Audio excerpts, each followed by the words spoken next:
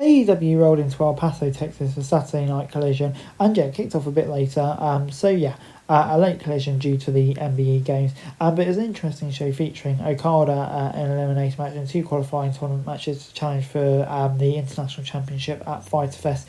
But we started things off with Jermaine Sanchez interviewing Commander backstage. He beat Claudio before, and he's confident he can do it again. That's where we're going our first match. And yeah, Claudio defeated Commander in this one. The Marsman pulled out Seach Leach his heels, but Claudio blasted him out of the air on an uppercut. The neutralizer sealed the deal for a very entertaining win and a very entertaining match on the whole. So yeah, I'm going to get a 7 out of 10. Big win for Claudio. I think Commander does last week a loss like that, but I think Omega versus Claudio could be a very interesting match.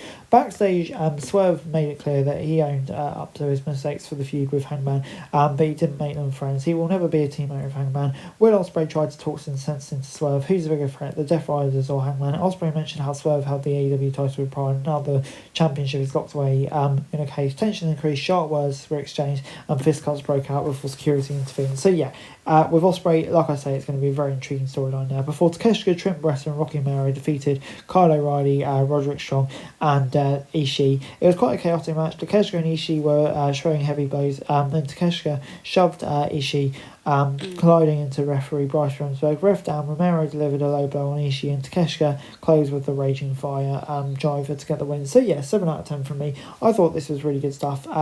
Another really fun match. I think probably the right result too. We then got the Continental Championship Eliminator match with Okada defeating Anthony Bowens. The Fire Tool player started strong, and then Okada swerved DDT on the floor. Bowens railed down the stretch to knock Okada on the keister. Bowens charged a Molly Whip, but Okada dropped him in the mush and Rainmaker lariat for the win. Gets a 6 out of 10 for me. I thought, yeah, it was a pretty decent show. Pretty decent match, actually. Never going to be one that you never knew who was going to win, but I thought for what it was, they both worked well, and created a pretty entertaining match. Don Callis then tried to recruit Daniel Garcia, and the youngster wasn't having any of it, but Callis told him to think of it. So yeah, could be another one of these manipulation tactics by Callis. Before we got a promo session. Being so close to Mexico and El Paso, Texas, FTR issued an open challenge to any tag team south of the border. Atlantis Jr. and Templario answered the call, and FTR insinuated them by assuming Tony Khan had bigger plans against bigger stars from CMLL or Grand Slam Mexico.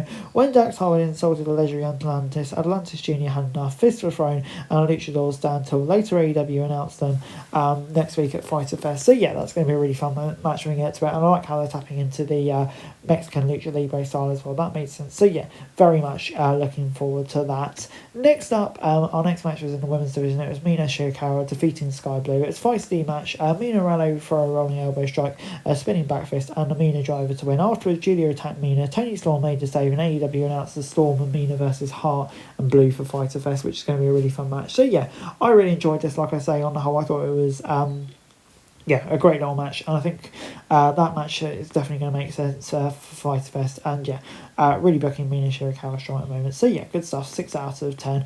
Paradise then lies behind the Gates of Agony. Step up. They are involved in a squash match, slamming one of their opponents onto the other. Then Toa Leone sat atop the pile for the pin, simple win. Gets a 5 out of 10 for me. There wasn't much really more to it than that. So yeah, simple 5 out of 10 from me.